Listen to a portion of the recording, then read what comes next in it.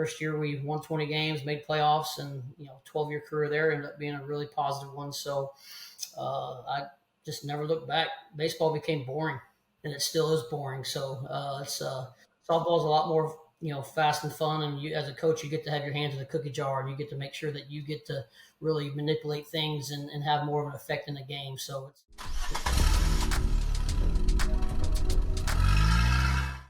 Welcome to the Car Ride Home podcast. I'm honored today to be joined by Dave McCorkle. I'm going to give all your titles here in a sec. Let's see if I can do this.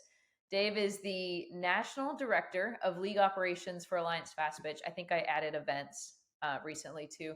Co-owner and Director of Operations of Prospect Wire Softball, Texas Bombers Academy Director, Texas Bombers Gold Coach, former high school softball coach, and if I got this correct, 8U coach pitcher. Is that correct? Yeah, that's done now. I retired that. We're going to 10U now, so no more getting balls hit at me, and no more my wife paying kids $20 to hit me, since my theory is hit the net when it comes to hitting. So I don't have to worry about that.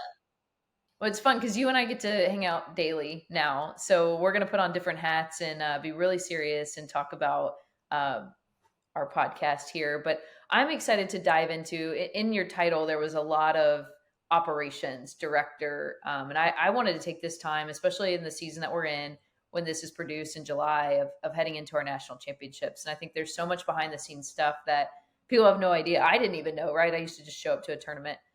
So we are going to get into that. But first things first, we got to set the stage in the car ride home. So I'll give you control of the music.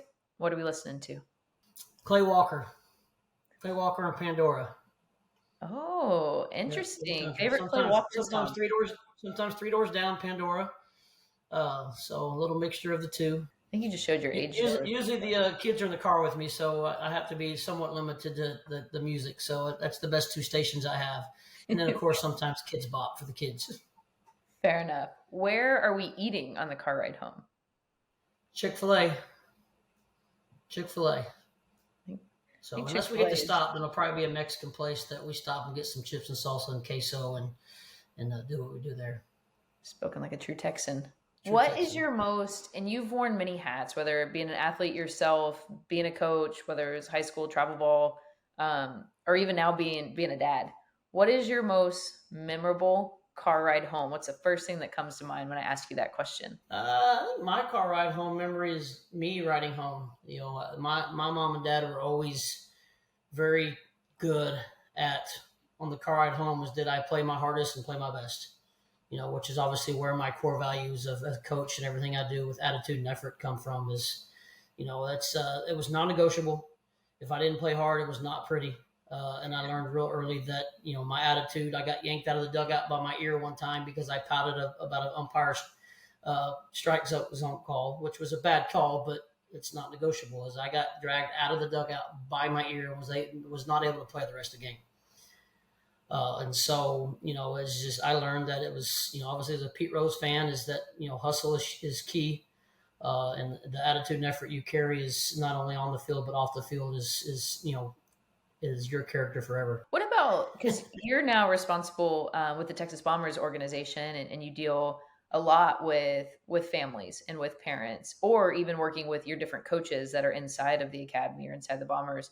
What are some of the conversations you have with them about, the way to talk to their team or the way to talk to their players after games? My biggest message is, if put them in the Bombers situation in our program, is you're putting them here for the coaching and the competitive side and the high level we play at. So you be the parent, you love them on the way home. You have your family non-negotiables, whatever that may be. Obviously you want to make sure you address those, but when it comes to, how they play, just make sure that they're focusing on their core values of their family or whatever they have set forth, and let us, do the coaching. Let us, obviously we're tough on kids sometimes, and, make sure that they get the hug and that, they know that you loved watching them play and they get that feeling on the way home. I love it. Well, we all know you now, wearing many different hats inside of softball, which is crazy how well you juggle all of that. You and I first met back in Texas A&M softball camp But can you give a little bit of your background, even growing up in Oklahoma, being a baseball player? Can you give us that brief overview and the route that you took to where you are today? Whew, obviously played a lot of sports. I wrestled, played basketball, played soccer. Was in the Olympic development soccer program and had a choice going into high school. That was I could play baseball or play soccer, and baseball was my love. Wiffle ball tournaments. I'd get the whole neighborhood together and draw up brackets and play out brackets. And from the time I was probably 8 or 9 years old, and going into college, I went and worked intramurals so I could draw up brackets and run events and help end up coordinating a lot of intramurals and officiating and stuff there. And baseball was my love, so that's what I played and that's what I coached. When I was at the end of my college career, I ended up coaching high school baseball and was set to coach high school baseball there. I was going to, I had my athletic training degree, had a math degree, and I was going to coach and teach math in Oklahoma, where I'm going to find out my mom and dad had moved to Texas, and Texas paid a lot more. So I, found a job down in Houston, and I was looking for baseball jobs, and Clements High School called and had offered me a teaching job in math and then the head softball job. And their baseball was really good, but softball had never won more than 10 games. And so I was like, oh, I'll take it and stay there a year and weasel my way into baseball. And luckily I had some really good kids and parents that just needed some coaching. And so I didn't know much about pitching other than pitch calling and doing those things. So I kind of just went with what I knew with baseball and really instilled the attitude and effort deal. And we kind of took off there at Clements. And first year we won 20 games, made playoffs, and 12-year career there ended up being a really positive one. So I just never looked back. Baseball became boring, and it still is boring. So it's softball's a lot more fast and fun, and you as a coach you get to have your hands in the cookie jar, and you get to make sure that you get to really manipulate things and have more of an effect in the game. So it's I think it's a no-brainer that softball is a much more exciting sport to watch than baseball. It's fascinating just hearing you say that at 8 years old in wiffle ball, you were building brackets. And then in college, you were building brackets. So, which is crazy and explains a lot of what you do today. Can you talk about when you're coaching in high school, when you made the switch to travel ball and really how you built the organization and were able to do both? Well, my second year, I had Dan Hell, who had approached me about coming to coach travel ball for at that time the Sugarland Shock. And I really didn't know much about it other than what my players and parents had said. And, so I got into that. We got really good. And then I started coaching a team called Survivors with a bunch of young kids. We won the 11, 12U national championship, and we had really started to establish something. And then UIL changed the rule that I couldn't coach kids that were coming to Clements. So I took a year off because I got my hand slapped of, coaching kids that I wasn't supposed to, I wasn't aware of.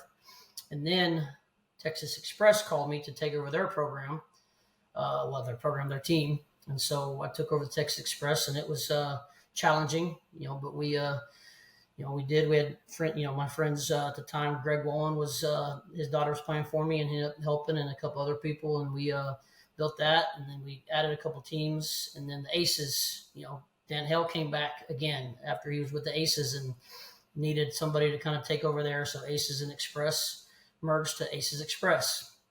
And then, Holly Faye and Kelly Faye joined me, and then all the other people. And Ace Express grew into a national known organization that was very competitive. We were very small, but we kept it that way and kept it very close knit. And, ended up getting a lot of top 5 finishes. We have 3 kids that are playing on Team USA, so a lot to be proud of there. But I got to the point to where it was, time to, merge with the Bombers. And Scott and I had been friends and worked together on some events, and obviously, what was best for Texas softball and how we can catch up with California softball. And so we ended up deciding to merge our companies and our programs. So therefore, that's why I'm now with the Bombers, and then, co-owner with Scott on, 5-tool and Prospect Wire event company. Did you know less than 10% of high school softball players go on to play college softball? The recruiting process can be hard and confusing. That's why the Alliance Fastpitch partnered with the best in the recruiting game, NCSA. NCSA has been a leader in college athlete recruiting for over 20 years and has helped more than 250,000 student athletes make commitments to their college choice. NCSA provides innovative tools to help athletes through online education and performance training, expert recruiting guidance from former college softball coaches who've actually been there, data-driven college matching tools, and access to more college softball coaches than any other college recruiting service. And get this, Alliance members get 50% off NCSA Team Edition and NCSA services. Yes, 50% off all recruiting services and products from NCSA just for being an Alliance member. And trust me, I've asked.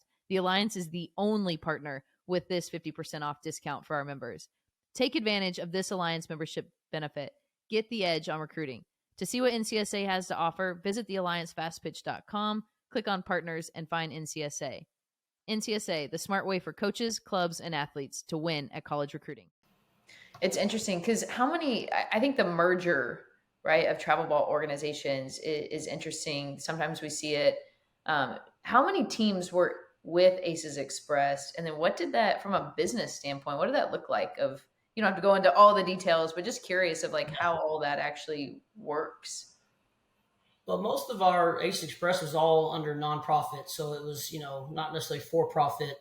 And it got to the point to where there was a little bit of business involved. And, it got to where I was handling all the sponsorships and all the equipment and all, because my whole theory is let me do all that and let my coaches coach, and so it got to be a little too much for me. And obviously Bomber's resources and the things they have from behind the scenes of people that deal with the money. And now I didn't have to worry about that. Bo Vinton's been a lifesaver just because he does all the things that, I can do, but I don't have to do. And so, all the things that we have in Bombers and the resources we have is just unmatched. And, that's the reason why, I made that switch, is because it made it easier on me and freed up some time for me to now do some things that I could do. So it's been a really good deal. Well, one of those things is operating tournaments, both from the Prospect Wire side of running tournaments, and you guys run tournaments throughout the year, and then also with us with the Alliance Fastpitch Championship. How'd you, besides building brackets and wiffle ball at 8 years old, what was your first tournament? Do you remember running that first tournament, and how has that passion grown into what you're doing today? My first tournaments were probably in high school when I was at Clements and Dawson, and I was, running some little bit of tournaments. We ran the Sugar Land Fort Bend tournament, and then when I was at Pearland Dawson, I got with Lene Clark, and we ran I started running the Haney tournament for her, which was a great high school tournament.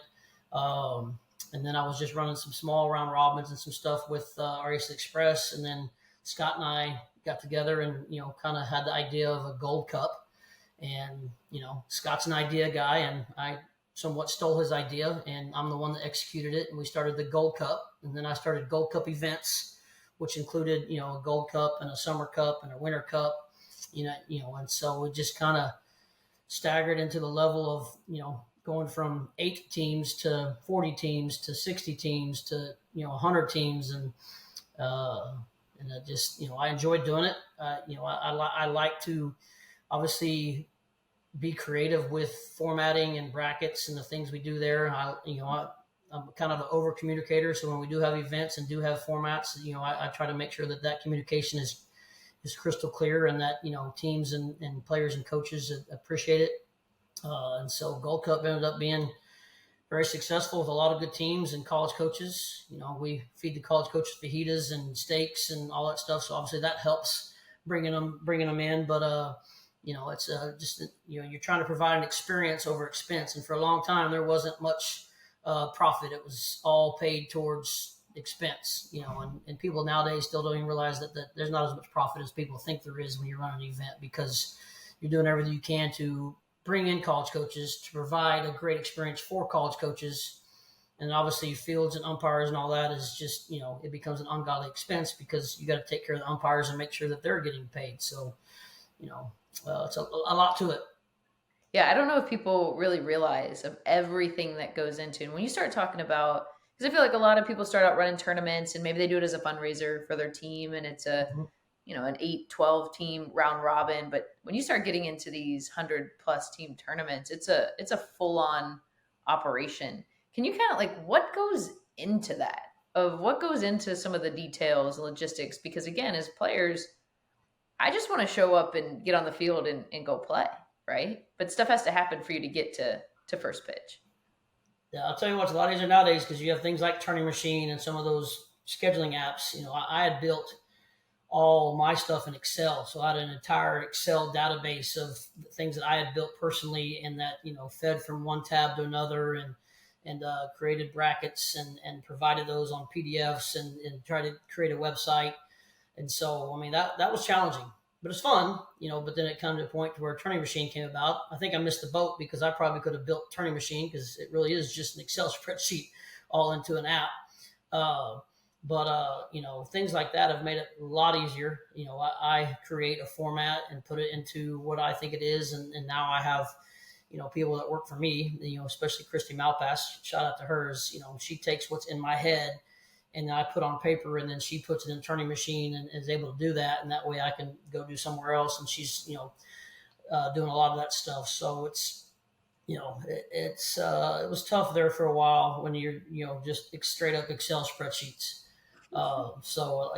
Obviously we've tried to adapt as time has adapted, and we've had more resources, and obviously, combining with Five Tool and Scott and Bo is, those resources have been very beneficial to me as I am able to create more ideas and more formats to make things, I like to create things a little bit different to where, my biggest thing is, especially for exposure events, that coaches and players and teams are getting exposure. They're getting a cool format that's competitive, and that you can end up being having a winner throughout that. And it's what I call balanced competition, to where the event format makes it to where you're really getting rid of a lot of run rule games, because you're putting teams in places that they are very similar to the competitive level as other teams.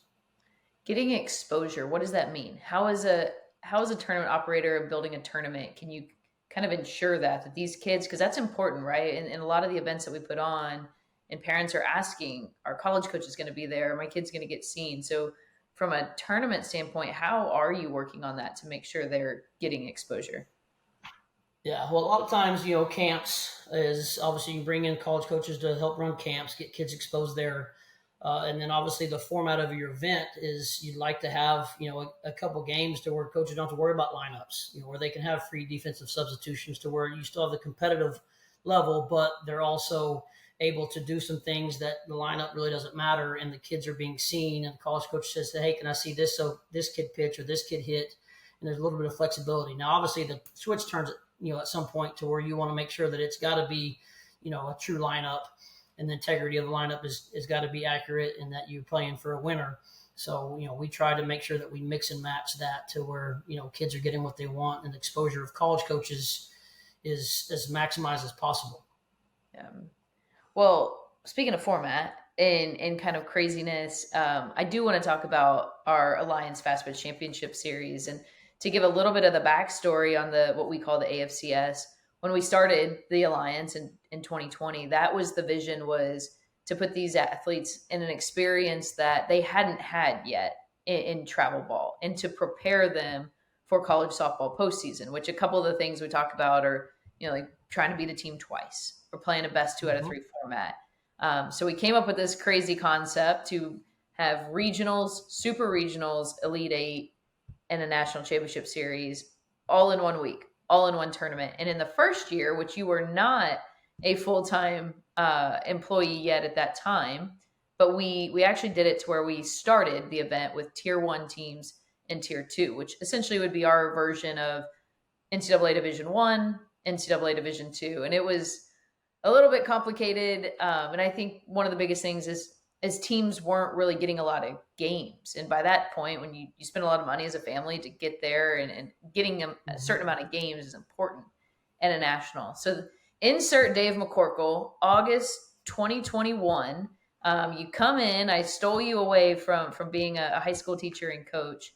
And one of the first things that we went to work on was the AFCS format, and just tweaking it a little bit, right? Where we still kept that core value of mimicking or somewhat emulating college softball postseason. But we made some tweaks. So take us through your thought process. Because I remember you're like, I can't get this out of my head. Take us back of like what was going on in your head when you looked at that format and how we could adjust, and explain what that is today. Well, a lot of that started, COVID, right? As COVID hit, and TFL, Texas Fastpitch League, and Jazz, and Kevin, and Scott, and Jack, and Casey, and Lample, and JB, we all came together with, 6, 7 different programs. Like, what can we do what's best for kids? And so we created Texas Fastpitch League. And, we're in Texas. We're fortunate enough to be able to play before anybody else's play. So we created a format for that summer championships that was almost exactly like College World Series. Is teams played in regionals on 1 day or 2 days, and then they went to supers, and then they split out and went to Elite Eight. And so, Alliance was kind of built on that. Alliance the first year, I wasn't, employed yet, but I was involved as we mimicked exactly. You wanted 64 teams. We're going to go to regionals, and then we're going to go to supers and play best 2 out of 3. And then have the Elite Eight. And there was, some hiccups in there because in our world is a little bit different than the college world. Is, they want to play more, because if they lose 2, then there's nowhere to go. And so we ended up, talking a lot, and I just couldn't get out of my head is like, why not go to more than 64? Why not? Because there's more than 64 top tier teams in the country. So let's change the format to where there is up to 96 or more, to where everybody starts in a different regional, and how you perform out of that region determines which tier you go to.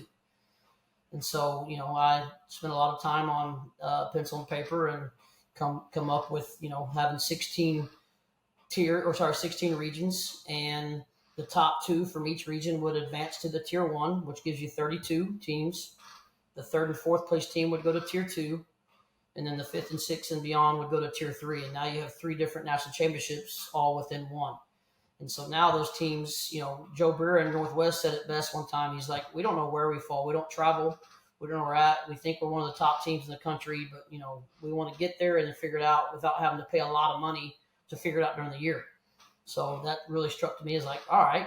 And so a team like that, or a team that goes 0-2 in regionals, but now they're in tier 3, to where now they know where they're at. They can go compete. It's a start on day 3. It starts over, so they can compete for that tier 3 national championship, and it's a better experience. And so, the experience was always my thing. Is if I was a top team, if I was a middle team, if I was a lower team, how can I make sure that all 3 levels are getting the best experience possible? And so last year, that's when we went into 3 different tiers that feed out, and it was awesome seeing tier 3 teams competing, because they truly felt like they had a chance to go win something, instead of just being the 65th place team that's not playing for anything. They are playing for something, and so it's a better experience. So it worked out well, and we're excited to see what year 2 comes with that. Yeah, it's interesting, right? It kind of goes back what you were saying on building balanced competition. So it's a level playing field at the beginning, where we have the 16 regionals. Yes, they are seeded, but if you got a bad seed, hey, you got an equal opportunity to go prove it on the field and win, right? And so then how you finish in that regionals sets the stage for super regionals. And if you're in tier 1, tier 2, tier 3. And I remember last year, there were some teams that, hey, they lost a couple games that maybe started 0-2, but they weren't done. They dropped down into super regionals in this different tier, and they make this run. And it's kind of a cool experience that you get to watch, from that. Can you talk too of now, put your coach hat on, because you've coached in this as well, and helping take the Bombers team all the way through undefeated last year, through regionals, through supers, through Elite Eight, and then you get to the Champ Series, and you actually face an opponent that you had already I think you'd run ruled them before. What is that like as a coach now, of having to go through this format, and then at the end you got to beat a team twice? Yeah, especially at 18U, is obviously the scouting and the adjustments and all that is not only for your own, but the other team is what adjustments they're going to make. Obviously we had run ruled the team and played really well. They made some adjustments, came back, and it looked like a different team out there because they made adjustments. And so, we're in the final series and we're trying to make adjustments, and you just stop and you're like, man, this is exactly like the kids are going to be in college. And not just Division I, but Division II, Division III. Wade Wilson at TLU is a great friend of mine. His group goes through the same thing. So no matter what division these kids go to, they're getting a college experience when it comes to getting through a different, region, super region, how to make adjustments. If you run into somebody twice, how do you make those adjustments? If you have to play them a third time, then how are you going to make those adjustments? So you really, as an event director and more importantly as a coach, you really start thinking like, our job is to really get these kids ready for the next level. And nobody's doing that like Alliance is right now. And so I just proud to be a part of that because, kids are leaving Alliance, National Championship Alliance teams and going to college way more prepared than what they were before. So I'm just excited to be a part of it. That's a good point too, right? Of preparing, because now we have 2 classes that have played in this. And I'm thinking back of like a Sophia Simpson who competed in our national championships on Hall of Fame Stadium, was put in certain situations like that. And now you see her in pressure situations excelling at the University of Texas. Or that was kind of the first one that came to mind. But have you talked to some of your players about now that they're in college and saying, hey, like, I remember this or going through this experience? Have you actually had those conversations? We have, we talked to them quite a bit, and a lot of our kids still come back, and they feel like they're so far ahead of some of their teammates because of what they were put through. A lot of times kids don't understand things till they come back, right? Or till they experience at the next level, then they have a little bit more appreciation. And so it's always good to try to get those involved there. But you can just also see at the comfort level is they've been there. They're already armed with the whatever armor they need to handle those things physically and mentally. Because it's a grind. I mean, it's an Alliance National Championship playing all the way to the end is a grind. And it's I can only imagine it's very similar. Now it's in a lot less time, but that's we obviously don't want to bring teams to one here and then go here and then go here. We want to do it all within 6-7 days. So a lot of those kids. They say it, but you can also see it as they're a lot more comfortable. They've been in some big stadiums because we're able to, provide some stadium for some of our big games. So it's exciting to see them get the opportunity. Well, another big difference that we have with the Alliance is our seating process, where we actually have a seating committee that's looking at the body of work, very similar to the NCAA selection committee and the selection show that you go through. Because I know you just sent the list yesterday to our seating committee. Can you explain what that process is like from your standpoint of what goes into the seating process of the AFCS? Yeah, first of all, I'm so excited that I'm not involved with it and there's no coaches involved with it. So a lot of people think that Alliance is doing this, but we have a very handful of selected individuals that run event companies, run evaluation companies, run camp companies that don't have teams or programs. So Derek Allister, who's one of the most respected persons in the sport, leads that committee, and he takes it and he calls event directors. He's not necessarily calling coaches; he's calling people that run events that aren't coaches, and see how people do across the country. Obviously we have our ranking system, which is it's accurate as the data makes it. But there's a lot of other things involved when it comes to that. So they take a lot of different variables. In the last couple of years, they've been very good. If you look at the final results and the initial rankings, it's initial seedings, they're pretty spot on. They may miss some here and there, but they really are a unbiased committee that truly is just trying to get a top 32 from top to bottom, and they obviously want to try to prevent somebody in the same region playing at the same time from the same state, from the same league. And so there's comes some those things involved, but it's a lot to it. We sent that yesterday, and, they'll be working the rest of the week on that to where they can get it back to Triple Crown and get that scheduled to where, hopefully by Monday it's scheduled, but it's a long process. They do a lot. We appreciate them a lot. On the Alliance rating system, I think this is an important thing too, of just telling people, because the points, we keep points. Your team earns points. Can you talk a little bit about that and what role do our points play into the seeding process, and then teams, collecting points along the way? Yeah, I mean, Athletes Go Live has been great for us because they've, really built a system for us that, teams that score underneath an AGL event code through Alliance, that results in data when they stream and score automatically populates, and the result of the game and then the stats all get populated into our statistics that we're able to do a lot of things with. But the result of the game is the ELO system rating, to where it's, a worldwide ranking system that bases off strength of schedule, who you've played, the wins and losses, and it truly is bringing things from results on the field and not just somebody saying, hey, this team should be number one. And so, there are some teams that, maybe don't use AGL. We highly recommend they do, because then that brings their kids more notoriety and able to pull in those results and those stats to where we can do more with it, because obviously we like to put the player first, to where we can recognize somebody that's hit a bunch of home runs or high batting average or high, a good ERA, a lot of strikeouts, that we have that information readily available. But that right there creates the ranking system. But there are some teams that, are the Wichita State teams, to where, maybe they don't score AGL. Maybe they went and did really well in Colorado, to where now the seating committee has to take this team that may not even be ranked at all, because they're not in the system, but yet they're Alliance members and they're playing alliances. Now, where do they go?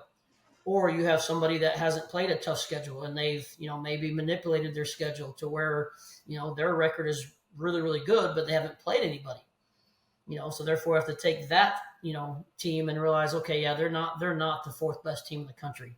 And so it's a lot of variables involved, and hopefully as we do this more and see the results, people will start trusting it and realize that it's not us manipulating anything. It's a true committee of non-coaches that are putting together that seating. So yeah, and I think you always have to have a combination of subjective and objective data, right? Absolutely. You see that in the selection committees, you see that in the football, national championship playoffs too. So I think they do a phenomenal job of looking at the resume, full body of work. One of my favorite stories is Williamsburg Stars 2 years ago, when they played a more regional schedule. They didn't play a national schedule, so their strength of schedule might not have looked as good.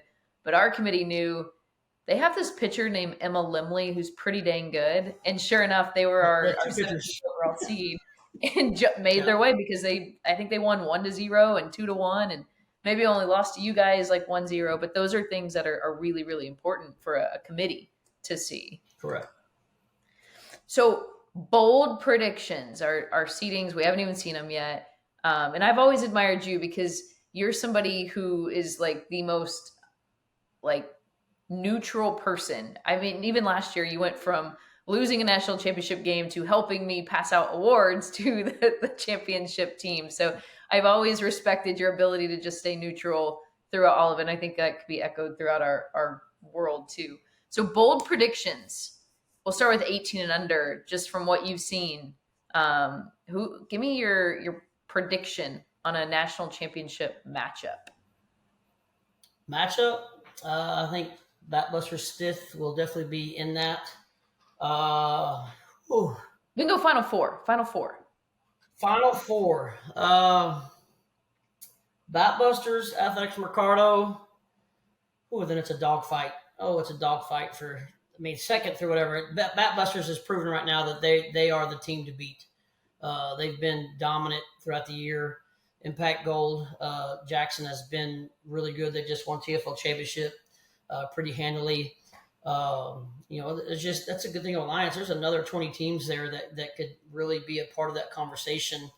Because you got Aces and Iowa Premier who are, beating as a lot of us are playing each other, and recently in Colorado events. And, there's 3 different major events in Colorado that all those teams are playing each other, and they just kept beating each other, which, iron sharpens iron. So that's, I think, what we're built on, is we keep doing that. So I just don't know if I could give you those others. I think Batbusters, Athletics Mercado will be a Final Four. And I think the other 2 will be a dogfight between Iowa Premier, Aces, and Bombers. And I'm missing a lot. So it's, it's going to be fun. Tune in.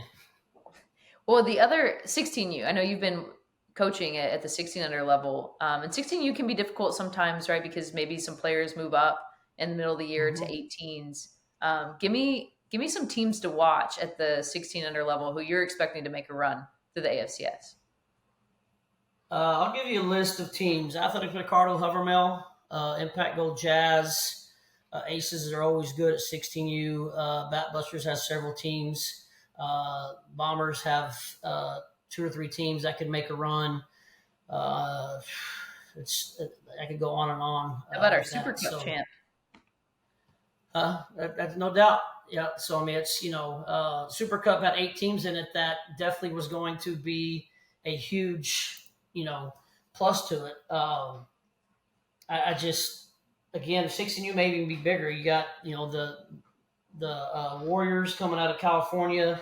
I mean, I can look at the list here and just keep going on and on and on about Glory has some good 16U teams, Batbuster, Corona Angels, Firecrackers will find a way to squeeze in there. Fury's coming hard on a lot of different age groups.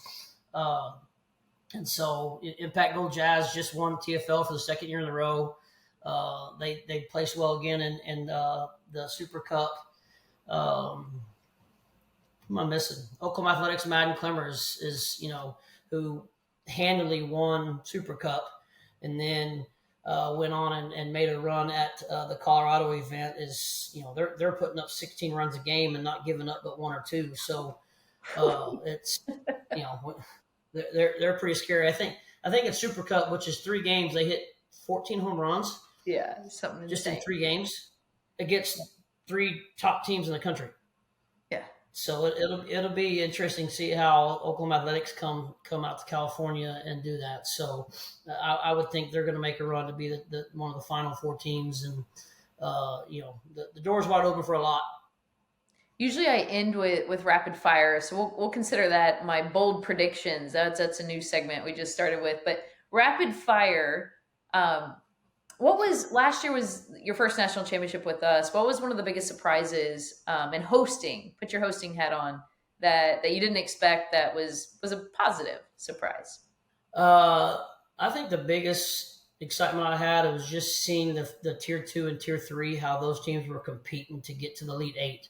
The excitement that those kids had, those teams, they're excited to be there and excited to compete. And I think the refreshing part of having on day 3 starting a whole new event is an awesome thing for the sport, is because now those teams and those kids get to go fight. I mean, I saw an ITB game for a tier 3 Elite 8 that was maybe one of the most competitive games that I saw. And I was sitting there waiting to give out awards for whoever won, and it just wouldn't stop, and the kids were just there all day, and they were just grinding, and it was exciting just to see that neither one of those teams would give up. I love that. I just got chills thinking about and I love the excitement too when they get the Elite 8 hats, which is like my favorite thing. So Yeah. I'm going to switch back to coaching. Most athletic player you have ever coached? Most athletic player I've ever coached is Macy Morrow.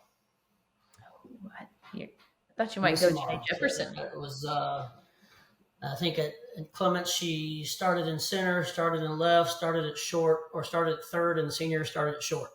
So she's all stated at 4 different positions.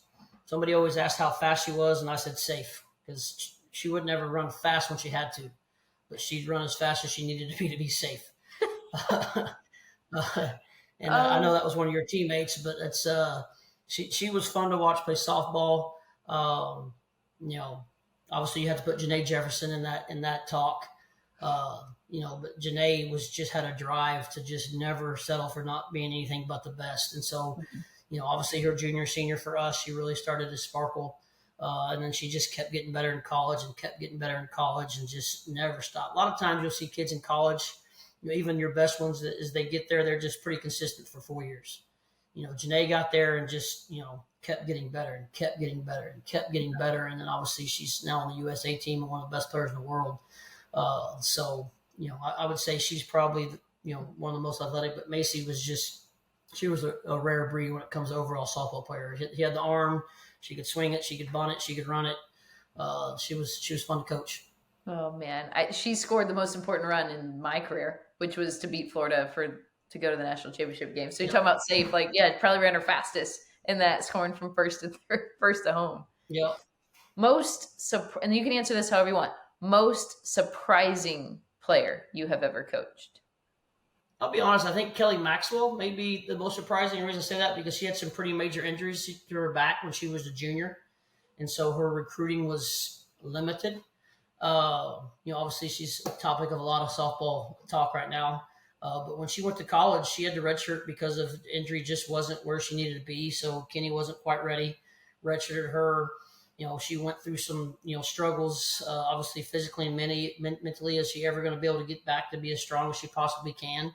So, I mean, it was surprising to see a kid nowadays grind through all that and come out the other end with, stronger mentally, physically, to where, now obviously she's one of the best pitchers in the world. But it's surprising today's society that a kid could come out of that with what she went through to be where she's at today. Yeah, that's interesting. What about best travel ball player you've watched? And it could be somebody you coached, or ideally somebody you haven't coached. Best travel ball career. Best travel ball. Let's see here. Gosh, that's 20 years. You're making me look all the way around. I would say one of the toughest outs I've ever pitched against was Sharonda McDonald. Mm-hmm. Is obviously I'm a Texas homer here, but it's Erickson from last year was a hard out regardless. But Sharonda is, she could ground out a one hop to the pitcher and be safe at first, and then now she's on third in 2 pitches. When you have to tell your pitchers to slow their windup down to get her to leave early to get an out, then that's probably a kid that's pretty dang good. So it's that. I mean, last year in the national championship, the Erickson kid was. Oh yeah, crazy. I mean, I've never seen a kid at that level at a national championship. Just you can't get her out. It was nuts. So there's a lot to that list, but I remember Sharonda just shaking my head like I don't know. What's it like sharing a dugout with Kat Osterman and Scott Smith? Usually awesome. Obviously, Kat and what she brings to the table, and then Scott, what he brings to the table with managing games and putting together rosters that always compete for national championship. That's the reason why we merged with Bombers, is to, be a part of that. We were able to play with Ace Express in the national championship, but, we didn't have that coaching staff. They're just one of many in our entire Bombers program that, that you can learn from. And so it's really good to be able to see Kat, how she works with pitchers. And then obviously Scott has his role in that with the rest of the team. So it's a lot of fun being part and just being named in that same coaching staff. All right, last question. What's one event that you haven't hosted that you would like to host, or that you'd like to bring to softball? I wouldn't mind. I don't have time for it, so nobody take any notes here, but I wouldn't mind being in the behind the scenes of Colorado. Is just all the things that Triple Crown does with Colorado, with all the, I mean, they're one of my events times 15, which is crazy. They had some weather this year on Thursday, and then that what they have to go through to do that is, crazy respect for that. And, just being able to kind of see behind the scenes of what they do with that would be interesting.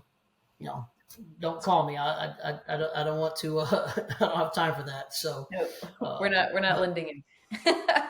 Yeah. Well, I guess now we will get back to work. But Dave, thanks for joining us on the car ride home. Pleasure. Always love working with Jamie Lopez.